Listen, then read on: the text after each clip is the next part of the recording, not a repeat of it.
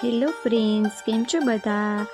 તો અત્યારે ગણપતિ ઉત્સવ ચાલી રહ્યો છે, તો આજે આપણે બનાવીશું ગણપતિ બાપા માટે મોદક. તો મોદક બનાવવા માટે આપણે સૌપ્રથમ ડાર્ક ફેન્ટસી બિસ્કિટ લીધેલા છે, તેને એક બાઉલમાં કાઢી લઈશું. મેં ફેમિલી પેક લીધેલું છે, તેને એક બાઉલમાં બધા બિસ્કિટ કાઢી લઈશું. તેમાંથી એક પેકેટ, 2 પેકેટ એમાંથી કાઢશું. ફેમિલી પેકેટમાં 3 પેકેટ આવે, તેમાંથી 2 પેકેટ અત્યારે કાઢી લઈશું. પછી બીજું બાઉલ લેશું, તેમાં આપણે અંદરના ક્રીમ હોય ને એ બધું કાઢી લેશું. છરીની મદદથી આવી રીતના ધીમે ધીમે ક્રીમ બધું કાઢી લેશું. સાવ હળવા હાથે કાઢવાનું છે, નકર બિસ્કિટનો ભૂકો થઈ જશે.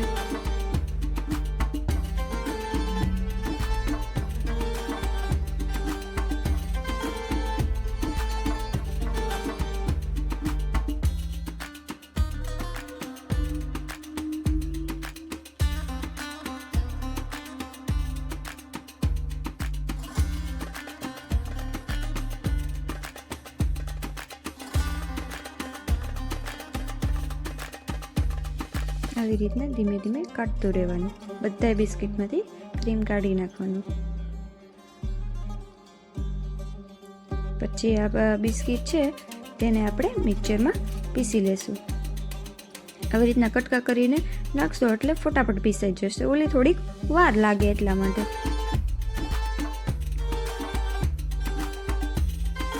મોટી જારમાં અત્યારે હું પીસું છું, નાની જારમાં પણ તમે પીસી શકો છો. પીસાઈને રેડી થઈ ગયું છે. આવી રીતના પાવડર થઈ જશે. આવી રીતના ઝીણો પાવડર કરી લેવાનો રહેશે. પછી તેમાં આપણે 2 ચમચી જેટલું દૂધ એડ કરીશું. અત્યારે મેં 3 ચમચી લીધેલું છે. પછી તેને આપણે આવી રીતના લોટ બાંધી લેશું. હવે હળવે હાથે લોટ બાંધી લેશું. આવી રીતના સાવ ઢીલો ન થઈ જાય અને બહુ કઠણ ન થઈ જાય, તેનું ધ્યાન રાખવાનું. પછી આ ક્રીમ આપણે કાઢ્યું હતું, તેમાં આપણે મિલ્ક પાવડર એડ કરીશું. દૂધનો પાવડર આવે ને તે એડ કરવાનો રહેશે. પછી તેમાં તમે કોઈ પણ એડ કરી શકો દૂધનો પાવડર. પછી તેમાં આપણે દળેલી ખાંડ એડ કરીશું. તે થોડીક જ એડ કરવાની, કેમ કે બિસ્કિટ ગળા હોય એટલા માટે. પછી અહીંયા મેં બદામની કતરણ લીધેલી છે. તમે કાજુની કતરણ, પિસ્તાની કતરણ બધું લઈ શકો છો, જે ઘરમાં અવેલેબલ હોય તે. પછી આવી રીતના તેને સારી રીતે મિક્સ કરી લેશું.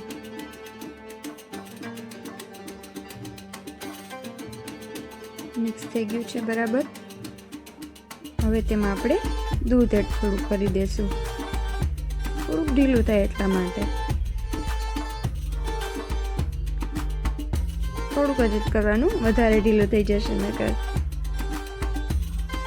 પછી જે આપણો લોટ હતો, આવી રીતના બીબું હોય તેમાં બધું પાથરી દેવાનું રહેશે સારી રીતે. કોઈ પણ બીબું ચાલે. આવી રીતના આકારનું લ્યો. તમે મોદક આકારનું પણ લઈ શકો, ગોળ આકારનું લઈ શકો, કોઈ પણ આકારનું લઈ શકો. આ તો મોદક બનાવીએ છીએ એટલે આપણે મોદક આકારનું લઈ લઈએ.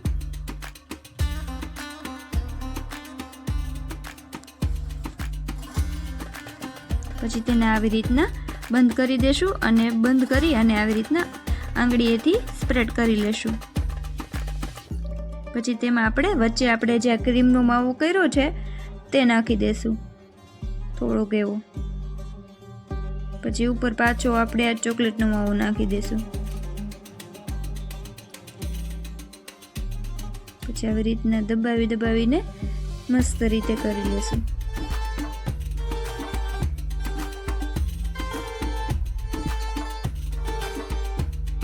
પછી તેને આપણે હળવા હાથે સર્વિંગ પ્લેટમાં કાઢી લેશું.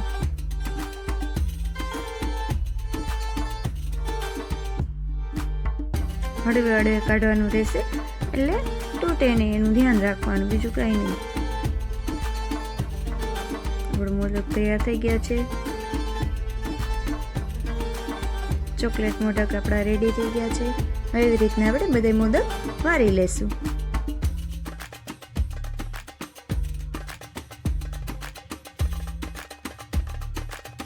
આપણા મોદક બધા રેડી થઈ ગયા છે. હવે તેને સર્વિંગ પ્લેટમાં કાઢી લેશું. મેં 2 બિસ્કિટના પેકેટ લીધા હતા ફેમિલી પેકમાં, તો 5 લાડુ આપણે અત્યારે થયા છે. પછી તમારે જેટલા લેવો હોય એ પ્રમાણે લઈ શકો. તો આપણે મોદક રેડી થઈ ગયા છે. તમને અમારી આ રેસીપી કેવી લાગી જરૂરથી જણાવજો. જો તમને અમારી આ રેસીપી ગમી હોય તો અમારી ચેનલને લાઈક કરો, શેર કરો અને હા, સબસ્ક્રાઈબ કરવાનું ભૂલતા નહીં. આવજો ને નેક્સ્ટ મળીએ નેક્સ્ટ રેસીપીમાં. આવજો.